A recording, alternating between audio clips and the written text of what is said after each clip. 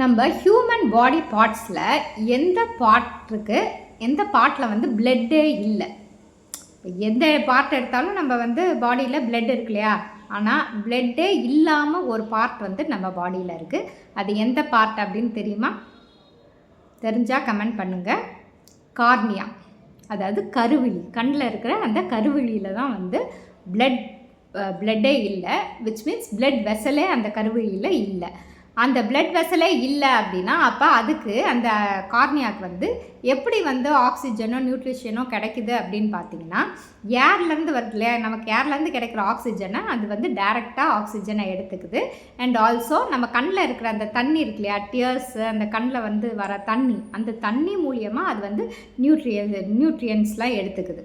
அதை வச்சு தான் நமக்கு நல்ல கிளியரான ஒரு விஷனை வந்து அது கொடுக்குது. கார்னியா கிட்ட பிளட்டே இல்லை, விச் மீன்ஸ் பிளட் வெசலே இல்லை.